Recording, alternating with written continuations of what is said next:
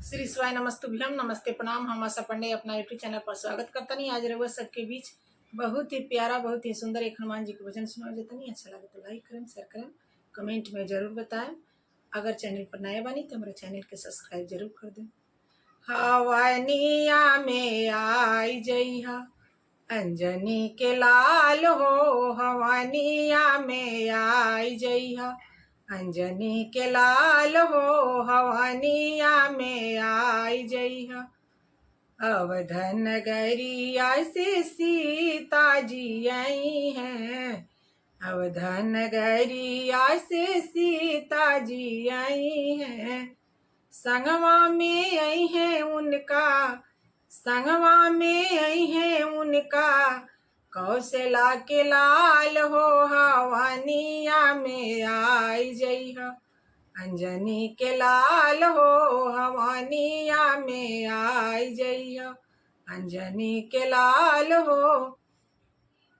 गोकुला नगरिया से राधा रानी आई हैं, गोकुला नगरिया से राधा रानी आई हैं।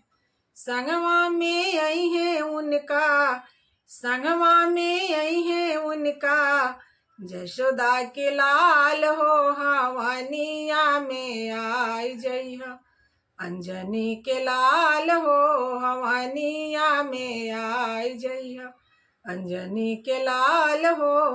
हमरो हवनिया में रिद्धि सिद्धि आई हैं, हमरो हवनिया में रिद्धि सिद्धि आई हैं। संगवा में आई है उनका, संगवा में आई है उनका गौरा जी के लाल हो, हवनिया में आई जइहा अंजनी के लाल हो, हवनिया में आई जइहा अंजनी के लाल हो, हवनिया में आई जइहा।